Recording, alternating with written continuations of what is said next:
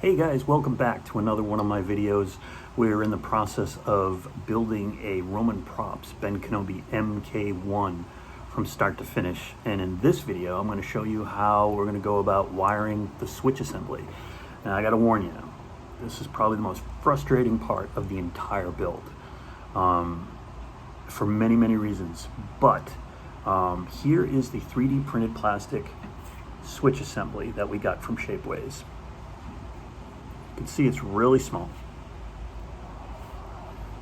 Now the first thing I had to do when I got this was, you'll notice there are a bunch of little holes. 2 on one side, 2 on the other side, and then 2 in the middle. The 2 on each side hold these switches here. These really tiny switches, 1 on each side. The middle holes are for the wire that connects all these switches together. So what'll happen is you'll have a switch here, you'll have a switch here, and then you'll run wire up in through this hole, across the top, and then down the other hole, and then over. The only issue with that is these holes are brutally small. I mean, really small, to the point where you can't get anything through them. When you get this from Shapeways, these holes are almost solid. So what you got to do is you got to make them a little bit wider, being careful not to break this thing, because this thing is pretty fragile. So what you want to do is be really careful. What I ended up doing was getting a safety pin. And with the safety pin, what I did was I worked the holes so that I made them a little bit bigger, a little at a time. And then I used a bigger safety pin and made the hole a little bit bigger, so on and so forth. So I used like 2 or 3 different pins to get the holes bigger. Then I had a really tiny drill bit. I'm talking really tiny. And I took that drill bit, put it in a vise, and then took this and just kind of spun it by hand onto that tiny drill bit and drilled out these holes ever so carefully. What that does is it makes the switches sit on the end a whole lot easier. What you got to do is you got to go ahead and straighten these little switch connectors. You got to straighten those out a little bit. They're a little bit bent. Probably can't see it in the video. You got to straighten those out, and then those fit in the end. But it allows those to sit in a lot nicer. And plus, when you start to solder, it takes up like a little bit more room in there too, especially if you use a lot of solder. So you got to make these holes a little bit bigger. So you've got to do that. If you don't do that, you're going to find yourself really frustrated. So once you do that, then you can start putting everything together. Now, what makes this even more tricky is that all of those wires hook up to this little 3-pin system, little header pins. And if you can see that, but these 3 pins have little holes in the end, and they got little pins on the other side. And what you've got to do is you've got a common ground on your switch.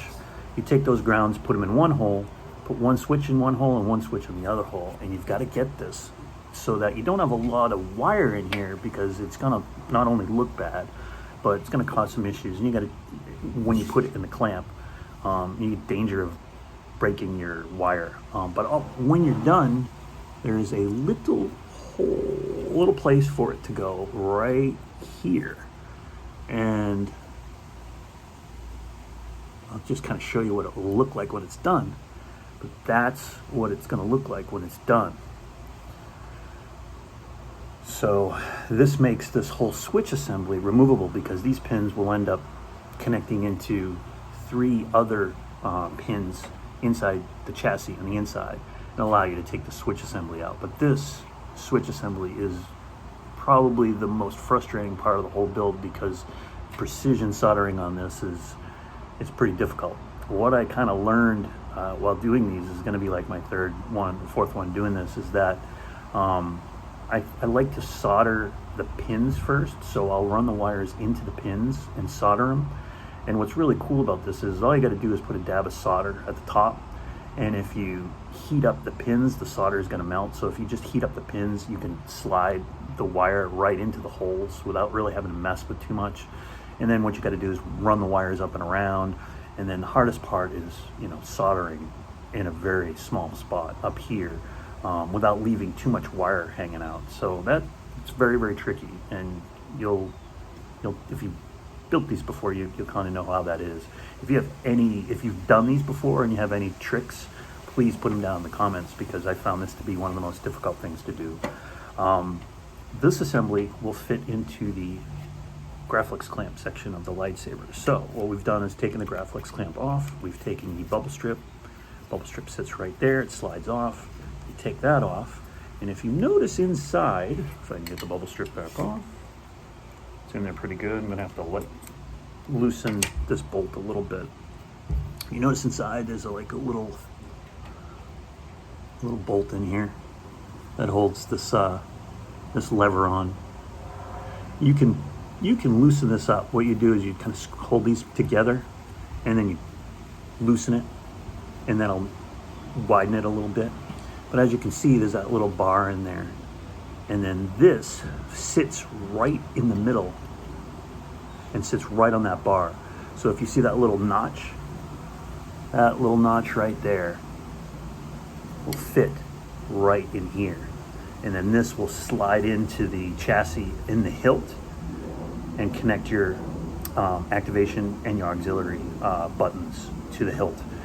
This is good because if you ever have to repair the lightsaber, you can just pop this out. And although I don't recommend doing this very often because this is kind of fragile, you don't want to do this all the time. And I suggest gluing these pins in with a little bit of super glue or something, because the more you pull it out, you're going to pull this out and you have a danger of ripping your wires, because we're going to use really thin wire, probably 32 gauge wire to do this, because these holes are so small. So you got to be really, really careful. So like I said, this kind of sits in here, and then your bubble strip will fly, sit on the top of it. Let's see if we can show you that.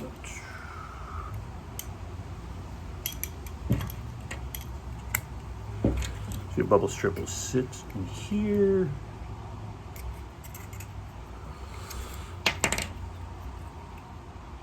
Just wanted to open it up a little bit so I can show you what the switch assembly will look like when it's in there. So it fits in there really, really nicely. And then the bubble strip slides right over it, just like that. And then activate the buttons, you just kind of press down. Now what we're also going to have to do is we're going to have to file this bubble strip down a little bit. On here, there are kind of rails on this thing, you can see on the edge. What I like to do is kind of file those down, make this all nice and flat. And that'll give some more room inside this clamp card, inside these grooves, for this thing to move up and down, for the bubble strip to move up and down, and it helps activate the switches. Just something I really like to do. Some folks also like to put like silver tape on the inside of this, so it hides this clamp. But this clamp it's dark, you can't really see it, so I just think that's an extra step that's really not necessary. But so anyway, that's going to be the plan for the switches. Like I said, this is a pretty frustrating part of the build, but a necessary one, obviously, because you got to be able to turn your lightsaber on and off. But that's how to build it. And in my next video, we'll show you some progress. We'll show you how we're doing, and we'll kind of go from there. Just one step at a time, going slow. We're going to take our time. We're going to get it right, and hopefully this will kind of inspire you to maybe get into the hobby. Because if somebody like me can do this, you can too, because I didn't know anything about having to do any of this before I started, and I've only been doing it for a little over a year, maybe 2 years now. So anyway, thanks again for joining me. If you like this video, feel free to like and subscribe down below. Leave me a comment, I'll get back to you. Otherwise, have a great day, and I'll see you next time.